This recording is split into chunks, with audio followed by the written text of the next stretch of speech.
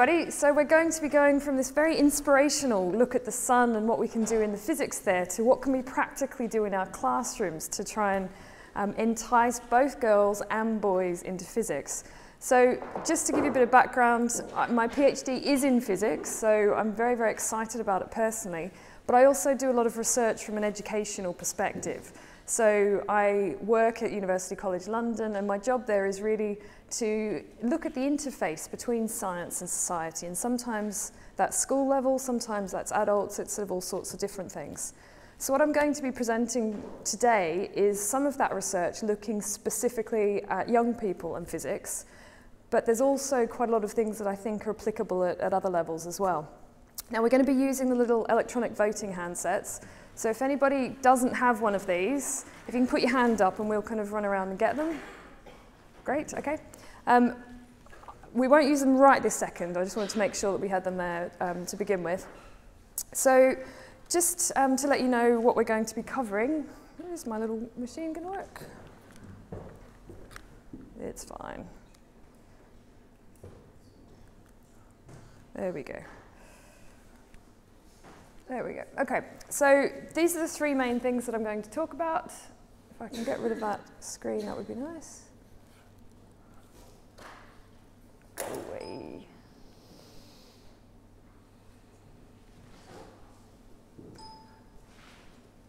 Okay, there we go. So the main things that I want to focus on are three things. So first of all, why is this important? Why should we be thinking about this to begin with? Then we're going to play a bit of a game, which is going to be called Mythbusters, and we're going to look at some of the assumptions that we make about how boys and girls interact in the classroom and what the best sort of processes are to work with them.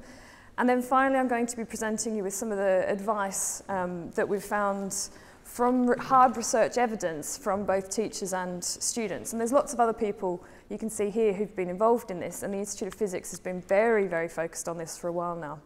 Can I just get a quick show of hands? Who's heard of the sort of Girls into Physics work from the Institute of Physics before? Okay, so a few people have, but it looks like there's a few people who haven't. So I'll introduce you to it, but if you've got any questions, we can go through that as well. So to begin with, just to set the scene a little bit, there's something called the ROSE survey, the Relevance of Science Education. Has anyone heard of that before, just quickly? A few people have, okay. So quite a few people haven't. So just very briefly, this was a very extensive piece of work involving 40 different countries around the world, looking at 14-year-olds' perceptions of science and what they wanted to do when they're older and that kind of thing. And so from this, we can compare different countries. And Ireland was part of it. There's two different categories for Ireland. And what we can see from the picture here is the answers to the question, so we ask 14-year-olds, how much do you agree that science and technology are important for society? And the scale here, this means that the students completely agree. So 4 is, I absolutely agree with this. And 1 is, I completely disagree. And so you can see the average values for each country here. So you can see Ireland, the boys and the girls actually in response to this question are very, very similar. So we have a sort of fairly good agreement, and it's also fairly positive. That generally, most people agree science and technology are important for society. Let's look at some other questions. So the next one, school science is interesting. So just to compare those two there, do you notice any differences? Yeah, so we're getting, it's a little bit less positive coming through now. So it's still positive, it's still below the sort of the halfway mark there. The other thing that's coming through is that there's starting to be a little bit of a split between the male and the female attitudes toward these sorts of things. So they still think school science is interesting, but not as much as they think it's sort of important more broadly. The next question then, I like school science better than most other subjects.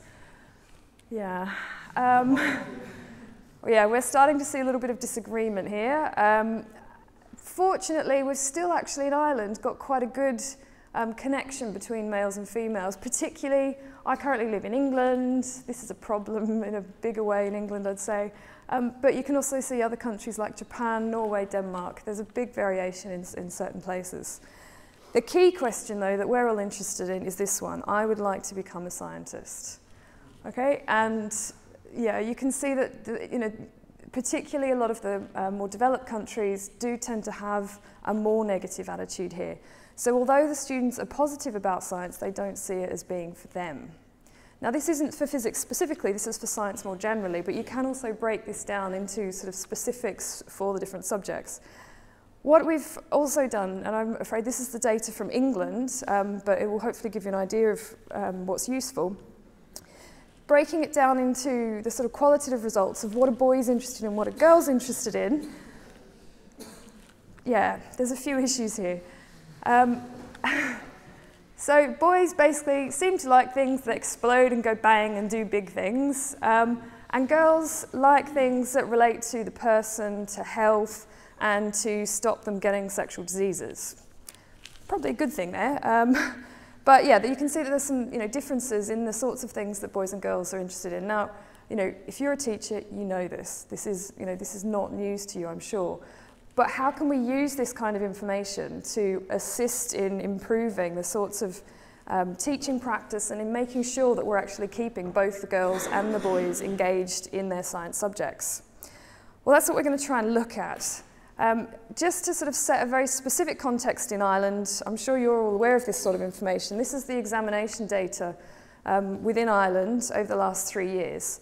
So, unsurprisingly, biology has around about 4 times as many students taking up biology as there are physics at the moment. Chemistry and mathematics are also a little bit higher than physics, but not as sort of dramatically as the biology. Again, coming from schools, I'm sure that's not a surprise, but let's look at that in a little bit more detail. If we have a look specifically at physics over a slightly longer time frame, you can see that there's a drop there in the numbers are sort of gradually coming down over time. And one of the things that I think is really interesting here is that you can't quite see the impact of the crash coming through here very much. I mean, there is a little bit of an upswing perhaps coming through soon after the crash, but in a lot of countries, when recession hits, it has a dramatic effect on what sorts of subjects students are taking up. And yeah, we might be able to argue a slight one here, but it doesn't look like it's making that huge difference that you might expect otherwise. Let's look at the gender breakdown. So if we think how many males are taking up physics, that's the data shown there. If you can do your maths, that obviously means that the females are around about a third, something like that, within Ireland, and that's pretty standard. The other thing that's of interest here is that the patterns are actually so similar, and that's not always the case. That suggests that actually the sorts of influences that are affecting boys and girls' take-up of physics can actually be quite similar in Ireland. So in other countries, you see dramatic differences, which sort of gives you a feeling that girls and boys are sort of being influenced by different things. But in Ireland, it looks like there's some similar influences coming through. So we do need to focus on both boys and girls to be able to improve the uptake of physics. Okay, that's the scene. Hopefully a lot of that was, you're aware of different bits of it. Let's then move on to what can we do about it. So we're going to play, as I said, this game, Mythbusters. So you need to have your electronic voting handsets. The way it's going to work, I'm going to put a quote up on the screen, and you need to press the number that corresponds to that quote. Fairly straightforward. What I would say is don't press the button lots and lots of times. Each person only gets one vote. So if you press it lots of times, you're just going to hurt your thumb, basically. So that's probably not the best thing to do. If you press it lots of times, it just takes your last vote. So if you vote wrong and you want to change it, just press the other one. That's okay. If you get well, let's have a go. So here's a practice question. The 3 standard states of matter are fire, water, and ice. Is that true or false? Press 1 for true. Ooh, let's go back there. Sorry about that. Press 1 for true and 2 for false.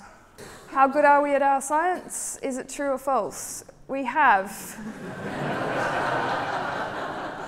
I'm a bit worried there. 4%. That's probably 1 or 2 people slightly confused, maybe revise that. Yes, because of course the answer is false. Okay, I'm going to give you another couple of test questions because I think we just need to make sure we've got that. Let's try this one. Enda Kenny invented the special theory of relativity. True or false?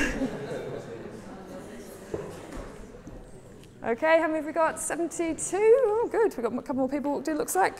Let's see what people say. This is getting worse. That's not supposed to happen. Okay, obviously that's false. That was Einstein. And the last one. Now, let's hope we get this one right. Is physics an important subject? True or false? Oh, another extra person. Okay, let's have a look. Ah, there's always one.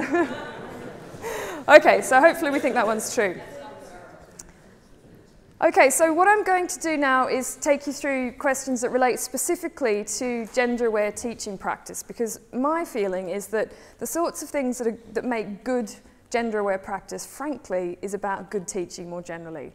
So I think you'll know some of these things. What I would say is that these are taken from very wide-ranging research. So it's looking at, an entire cohort, not necessarily at individual level. Okay, so obviously there will be exceptions to some of these statements, but just try and think about it at a kind of a broader level. So here's the first question. Making science girly, so for example, making links to makeup and that kind of thing, makes it more relevant to girls. Do you think that's true or false?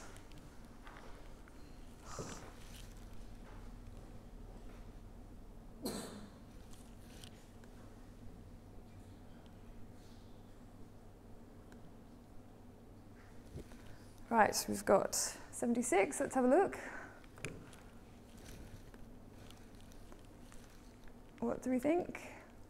Ah, so quite an interesting mix there. Not quite sure how 51% and 49% are at such different heights. That's kind of interesting.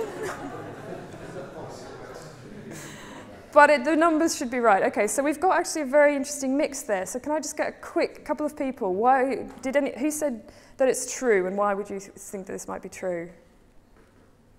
Come on, you're not shy, be game. Who's prepared to admit that they said that it was true? Yes, thank you. I definitely projects on it at one time, and the last one chose that. They chose that. Okay, so that's evidence that individual girls, have definitely chosen to do that kind of thing. So that's excellent. Okay, sorry. It's a hook. Just get them in. It's a hook and get them in. Okay. Anybody saying no? Why would we think no? Yep. Being patronising, maybe. Okay. Yep. I find that the type of child who chooses physics, a yep. female, wouldn't really be interested in the fact that it's girly. Yeah. Interesting, yes. And we've offered courses where they've had an option between something based in cosmetics and medical science, and they just go for the medical science because that's something that they're more interested in generally anyway. Okay. So I don't know if everyone heard that. If options are given to things like medical science, then they can tend to go down that route. Okay. Do you want to know the answer? It's actually false. Now this is, again, I said, as an overall cohort, so your individual students, this may be different. But generally, yes, they do find it patronising. The kinds of, all the reasons that you've just said, the kinds of girls that often take up physics just feel a bit offended if they're being treated kind of as a special case that only cares about the makeup and nails and shoes. Did anybody see the European Union video? Yeah, okay, let's not get started on that, but that's exactly the kind of thing that a lot of the research shows completely doesn't work. And we will have a chance to talk about some of these in more depth over the break, but let's try another one. So this is a new question. Boys and girls who attain the same marks perceive their own ability in a subject in different ways. Is that true or false? So if they get exactly the same mark, do they think that they are about the same level, or do they have sort of more or less confidence? Slightly slower voting here, so it sounds like people are a little bit less sure. Looks like there might be a few people not voting on this one, maybe. Does it mean perceive their own abilities in different ways? What's that? So do they think that they are equally good, or do they think that it's about how their self-perception of their ability in the subject? Let's have a look. So in the room, we have a lot more people think that this one is true. So without going into this one in too much depth, because I think we need to come back to your query about it, that's true. It is demonstrated this is the case. Now the situation here is that if you have two students that have exactly the same marks and then one's a boy and one's a girl, the boy will tend to go, that's fine, you know, I can handle this. And the girl will tend to say, well, I did okay that time, but next time, or, you know, they have a lot less confidence. And so it's partly about their self-perception. And in some cases, it's about reining the boys back and being able to say, actually, you need to focus on these 2 or 3 things. And in some cases, it's about, you know, building up the girls and saying, actually, you're really good at this. And when speaking to a lot of girls during the research phase, what we found was that lots of them didn't know that their teacher thought that they were good. And I know that kind of seems really weird to us because most of us think, well, we know our students, surely they understand. But it was amazing how many students felt that they'd never been told by their teacher specifically, you're good at this. They got good marks, but they didn't feel that their teacher thought that they were capable of it. So that's an important one to keep in mind. Okay, the next one. Behaviour and engagement are strongly linked. So if students are behaving and doing well, they're more likely to progress in the subject. So we think this one's true or false. So if a student's sitting in class, behaving themselves, are they more likely to progress? Still coming in? All right, let's give it a go. So in the room, we've got, even more people this time think that it's true. So anybody want to say why that they thought this one was true? If you're saying they're engaged with the material, not being kind of a success thing. Yeah. Okay, yeah. Just because they're taking some depth and boring doesn't mean what's going on. That's not engaging, that's just taking notes. That's exactly the issue here, actually. Well spotted, yeah. But a different thing is they're behaving and doing well. Yeah. So the phrasing here, I think, could probably be a little bit clearer. So apologies for that. The actual answer here is that it's false, but I think I probably confused people with the phrasing. So it's exactly the issue that you two have picked up on at the back there, that if a student is just sitting there and taking notes and, you know, doing the right thing, that doesn't necessarily mean that they're mentally engaged with it or that they, you know, have discovered a passion for it. So again, this probably isn't news to a lot of people, but in gender situations, this makes a massive, massive difference. So a lot of the time we arrange our classrooms specifically around behaviour and trying to kind of make sure that, you know, people are able to participate, but sometimes that can be detrimental to actually kind of enhancing their excitement or their passion for the subject. Or it can also mean that the students who are being naughty get more attention and the students who are kind of sitting quietly get less attention and therefore, again, engage a little bit less. Okay, so we've got 2 or 3 more questions to go. So there are more neurological differences within the sexes than between them. What do we think of that one? So is there more variation? You know, would a girl compared to a girl have more variation than a girl compared to a boy, basically, or the other way around, a boy and a boy, or a boy and a girl?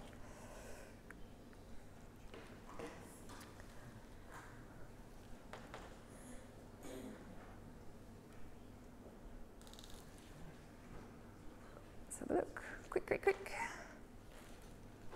That'll do. All right, so what's this one? So we've got a bit of a mixture here. About 2/3 of people saying that this one's true, about 1/3 saying it's false. I'll put you out of your misery. This one's actually true. So although I'm saying this research is all, you know, for this big picture and, you know, the kind of stereotypes, obviously individuals are very different. And so, you know, it's about knowing your students. I'm sure you know that kind of question. You can't make assumptions about what an individual student is going to, how they're going to respond and things. Having said that, I've got 2 more questions which are talking about this big picture, so apologies for that. One is, so this one is, girls prefer female teachers and boys prefer male teachers. What do you think? Is this true or false? I mean, this has a real impact if you think about the classrooms, because you know, the gender balance of physics teachers isn't always equal either. So what do we think? True or false? This one. So we've got 3/4 of people think that it's false and 1/4 think that it's true. It's interesting. It's actually false. So all the research evidence shows that students like a good teacher. Okay? They like a passionate teacher. They like an enthusiastic teacher. They like a knowledgeable teacher. They actually don't care about the gender of the teacher. So if you're male and you have a class of girls, you can be just as great an inspiration to them as a female role model teacher, as long as you are passionate, excited, positive, all that kind of stuff. So yeah, it's not a barrier if you have the different gender to the group that you're trying to enthuse or encourage. And it's the same with boys. All right, yeah. No, this is science. Yes, you're right. Yeah. No, thanks for clarifying that. Yeah. So the last question, if I can get to it now. There we go. This is a really interesting one. Is segregated teaching the most effective style for both boys and... I realise there's a double thing in there. I apologise for that. Just say for either of them, if you like. Is segregated teaching the most effective teaching style? Just a query. Yeah. It depends on what you mean by effective. Yes. Yeah. So in terms of uptake and inspiration to go on with physics or science more generally, do you think segregated teaching is the way to go forwards with that?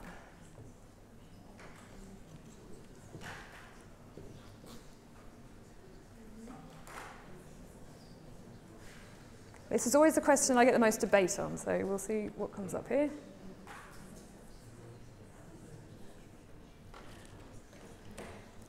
Before I show the results to this one, can I just get a quick show of hands? How many people here teach in a segregated school? So a school that has only one gender or another? Okay, yeah. Yeah. So that's about half the room, which is really interesting. Yeah, I knew that was the case in Ireland, so I wanted to just check. Okay, so in terms of the question, we've got 3/4 saying false and 1/4 saying true, something like that. And this one is debated back and forth. Basically, what it comes down to is girls' schools tend to have a higher proportion of girls going into physics, as a rule. Boys' schools also tend to do a little bit better sometimes in physics, in terms of getting more students going on into the field. So there's a kind of an assumption there that segregated teaching must be better for physics. Actually, when you take out the factors of the types of schools that are involved and other kind of socio-cultural elements, it's not true. So this one is actually false. So if you are in a mixed school, you can break them up for certain things, but it doesn't work to break them up entirely just for physics. And if you think about it, that makes sense, because the students then start thinking, well, why can't I have males in the class just because it's a physics session? Or why are the girls disappearing just because we're doing something about this?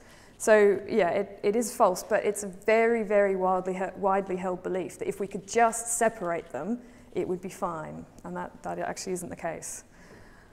Okay, let's have a look then. We're going to have a quick look at who the winners are. So if you have a look on the back of your keypad, there's a little kind of number just beneath the barcode area, so try and get what your number is. I completely appreciate that some of these things can be debatable, but just for a bit of fun, let's see who's done kind of well in the quiz as it was. So here's some of the numbers that got top marks. So we've got 377522, 16E962. Who's that? Who are those two? Yep, a couple of people here. Excellent. DBB9B, EEA11. Who's those ones? Another person at the back. And there's one person who's not admitting to being good. Okay, so well done, everybody. That was supposed to be just trying to make it a bit more kind of interactive. What I'm going to do now is just give you some of the kind of background, top tips and advice and exciting things that we can do to try and affect our teaching practice, both for boys and girls. Now, as I said, the Institute of Physics has been doing a lot of work on this over the years, and some of you may recognise these brochures. These are all available online, and I will give you the links towards the end. But there's some work that was done, which is a review of all the literature and sort of previous research evidence. There's a practical guide to the classroom. So this is specifically to try and help teachers in the classroom and give you sort of top tips about how to sort of assist with gender-aware teaching practice. And then this is a slightly more recent one, which is the research that I was most recently part of, which is a teacher's guide for action and trying to assist teachers in practically making a difference in their classroom. So we've actually got copies of this one for people to take away today if you're interested. We'll be handing those out when you come back from coffee, if that makes sense. We thought that would be the easiest time to do it. So I'm just going to give you a bit of a sort of flavour for some of these. And the main thing from the first review, so this is the sort of the literature one, and this covers both boys and girls, says quite clearly that girls and boys are more likely to continue in STEM subjects. So STEM is science, technology, engineering, and mathematics, not medicine. Sometimes people think it's medicine. After sort of 16, if, all sorts of things. So it has to be taught in a way that engages their interest, and that's specifically around young people's interests. So I'm sure, you know, as teachers, you're all very aware of that kind of situation. But one thing that I think we often fall into the trap of is not realizing the kind of expectations that are around, you know, who can do this kind of subject. And some students feel as if, you know, well, from age 12 or whatever, when I first got to level 2, I didn't feel like my teacher thought I could do it. And, you know, sometimes we do it very subtly, sometimes we don't mean to, but that can make a really big difference if there's an expectation that it's only for a certain cohort. We need to make sure that classrooms are managed, and by that I mean that there's actually planning around how students are interacting and what sort of roles they take on, because it's very, very easy if you've got a boy and a girl pair for the boy to be sitting there playing with the oscilloscope or whatever, and the girl to be sitting there taking notes. Has anyone had that in their classroom? Yeah, so you can be active about that and allocate roles instead to try and overcome that kind of issue.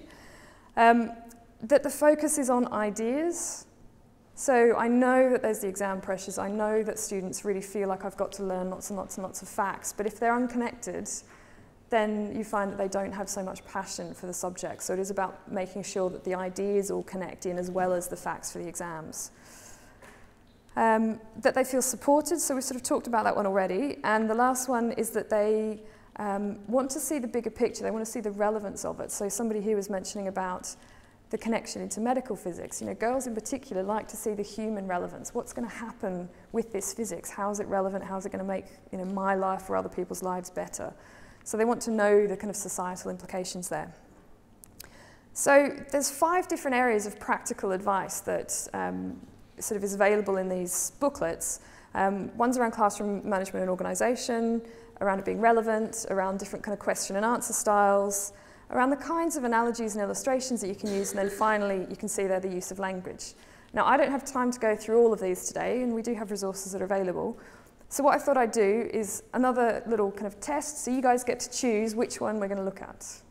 Okay, so this is the last voting question, I think. Which area would you like to hear a little bit more about before we finish this session? So do you want to know about classroom management and organisation, relevance, questions and answers, use of analogy and illustration, blah, blah, blah. So press A, B, C, D or E.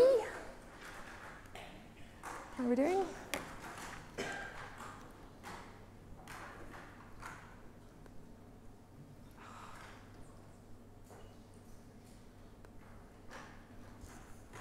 All right, and I apologise to the people who don't get their vote, but you can blame everyone else, okay?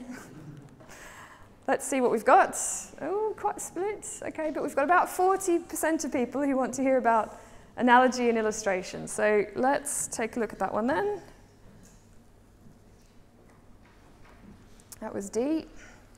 So these are the sort of key messages that come out for practice in this area. So, you know, some of it is fairly obvious. So you want to make sure that it's drawing on their experiences. And a classic anecdote that I had from a teacher here was, if you're trying to do something with motion and forces and that kind of thing, it's very easy to fall into the trap of talking about you know, footballs and the way that they curve, or sort of things that are slightly more male-oriented.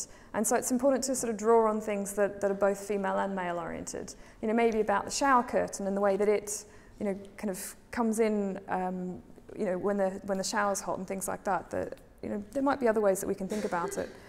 That the mechanistic illustrations can put off girls, but they can also quite often feel irrelevant to some boys as well if they don't have that kind of background, if they're not very technical, if they don't know, you know, how to manipulate objects themselves. That can be off-putting to the boys as well as the girls.